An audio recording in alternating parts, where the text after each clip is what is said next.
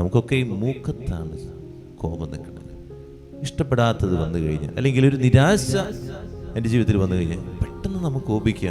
പെട്ടെന്ന് ആ മൂഡ് അങ്ങോട്ട് മാറുന്നത് കാണുമ്പോഴുണ്ടല്ലോ, ഒരു കാര്യം ഇഷ്ടപ്പെടാതെ പെട്ടെന്ന് നമ്മൾ അത്ര നേരം തമാശ പറഞ്ഞുകൊണ്ടിരുന്ന ആളായിരിക്കും, പെട്ടെന്ന് നമ്മൾ കോപിക്കും. ഭർത്താവിനോടാകാം, ഭാര്യയോടാകാം, കൂടെയുള്ള സഹോദരിമാരോടാകാം. കോപം കൊണ്ട് ചിലപ്പോൾ ഉണ്ടല്ലോ പേടിപ്പിച്ച് കാര്യങ്ങളൊക്കെ നടത്താം. എന്നാൽ ഹൃദയം നേടാൻ പറ്റില്ല കേട്ടോ. ഇതെല്ലാവരും അറിഞ്ഞിരിക്കണം. ആ ഹൃദയത്തിൽ എൻ്റെ ഇടം നഷ്ടപ്പെട്ടു എന്നുള്ളതാണ് നമ്മൾ മനസ്സിലാക്കേണ്ടത്. നമ്മൾ ആ വ്യക്തിയോട് കോപിക്കുമ്പോൾ ആ വ്യക്തിയുടെ ഹൃദയത്തിൽ ഇടം നഷ്ടപ്പെട്ടു. കാര്യം ചിലപ്പോൾ നടന്നു, എന്തുകൊണ്ടാ? പേടി കൊണ്ട്, അല്ലെങ്കിൽ നടന്നു പോട്ടെ എന്ന് ചിന്തിച്ച്, ഈ ശല്യം തീർന്നു പോകട്ടെ എന്ന് ചിന്തിച്ച് നമുക്ക് ചിലപ്പോൾ ചെയ്തു തരും. പക്ഷെ ഒരു ഉപകാരമില്ല.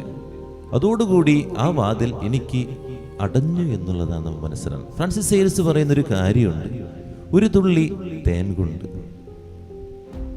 ഒരു ചാർ ചൊറുക്കയേക്കാൾ കൂടുതൽ തീച്ചകളെ പിടിക്കാം. ശാന്തമായി പ്രവർത്തിച്ചാൽ കോപത്തേക്കാൾ കൂടുതൽ ആത്മാക്കളെ നേടാൻ സാധിക്കുമെന്നാണ് ഫ്രാൻസിസ് സെയിൽസ് പറയുന്നത്. അതുകൊണ്ട് എൻ്റെ ജീവിതത്തിൽ ശാന്തതയാണ് എന്ന വ്യക്തിയായിട്ട് മാറാൻ നോക്കുന്ന പരിശ്രമിക്കും. നമ്മൊക്കെ കോപിക്കുന്നവരാണ്, പെട്ടെന്ന് കോപം വരുന്നവരാണ്.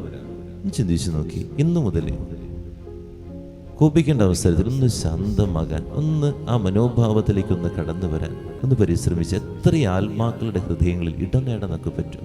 എത്രയോ പേരുടെ ഹൃദയങ്ങളിൽ നമുക്ക് ഇടമില്ലാതെ പോയിട്ടുണ്ടെന്ന് ചിന്തിച്ചു നോക്കി.